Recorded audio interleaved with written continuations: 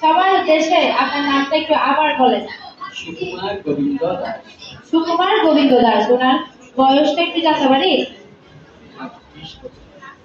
38 বছর বয়স। উনি হচ্ছে কোথায় থাকেন আপনি? মন্দিরে।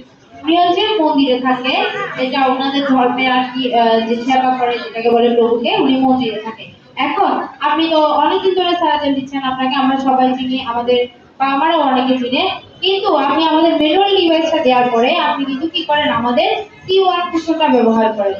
এখন আমি আপনার কাছে জানতে চাই, আপনি যে C1 কুশনটা ব্যবহার করেন, আপনার কি এমন সমস্যা যে আপনি ওই সময়টা 15 নম্বর পয়েন্টও দেন না, 14 নম্বর পয়েন্টও দেন না, দৌড়ে চলে আসেন C1 কুশনটা ব্যবহার করার জন্য?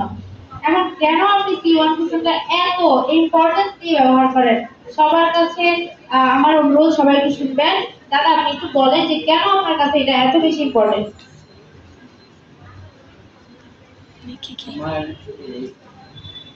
শরীরের মধ্যে একটা সমস্যা আছে, সেটা হচ্ছে অ্যানাল ফিশার, যেটা বলতে এই রোগটা আছে, বা অনেকে থাকে, অনেকে আবার পাইলস, অ্যানাল ফিশারের উপর হচ্ছে পাইলস।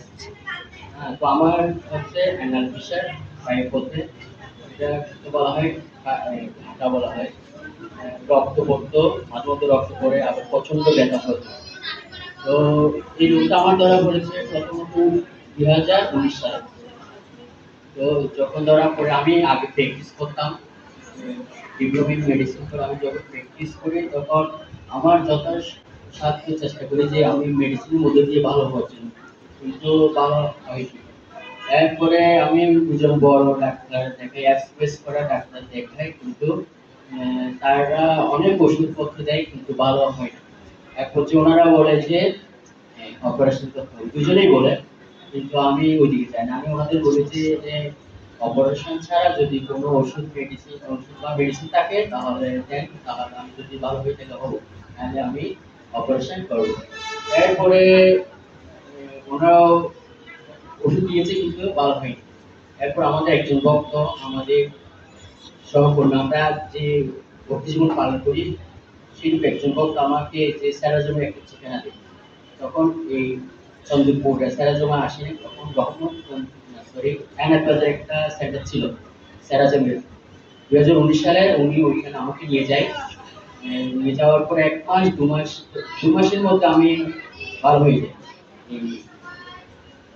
C1 কুশন এর আগে আমি ওই আমাদের 9 বল ব্যবহার করার পর এই C1 কুশন দিয়েছি। দেওয়ার পর আমি 1 মাস 1.5 মাস বেশি, 2 মাসের মধ্যে আমি পরিপূর্ণ সুস্থ হয়ে যাই।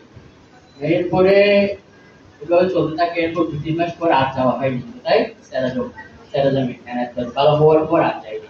কারণ আমাদের সেবা থাকে মন্দিরে, বিভিন্ন ধরনের সেবা থাকে, সেবায় এঙ্গেজ থাকে, এই জন্য আর যাওয়া হয়নি। এরপর এই বছর 2025 সালের জুলাই থেকে আবার দেখা যায়। আবার আমি নিজের যথাসাধ্য চেষ্টা করি যে সেই পাঠাতে, মাঝে মধ্যে হয়তো, কিন্তু অনেক সময় বিভিন্ন ধরনের খাওয়ার খাদ্যাভ্যাস যদি একটু চেঞ্জ করি তাহলে ভালো হয়, কিন্তু এবার কেন জানি ভালো হয়ে উঠেনি। এরপর আবার স্যারাজমটা আমি অনলাইনের মধ্যে দিয়ে করি, খোঁজ খবর নিই, দেখি যে না এই চন্দ্রপুরা স্যারাজমে স্যারাজম আছে, ওই স্যারাজমে আমি লোকেশন দিয়ে এখানে আসি। এরপর এখন মোটামুটি আগের থেকে অনেকটা ভালো বলতে 90% আমি সুস্থ স্যারাজম ব্যবহার করি। আপনাদের যদি এরকম থাকে, নতুন জন্য আপনাদের এই ডিভাইসগুলো বা জীবন কৌশল ব্যবহার করবেন, করলে আশা করি আপনারাও ভালো হবে। ধৈর্য রাখতে হবে এবং বিশ্বাসটা রাখতে হবে। অসংখ্য সম্মানিত দাদাকে। উনি কি বলেছে, উনি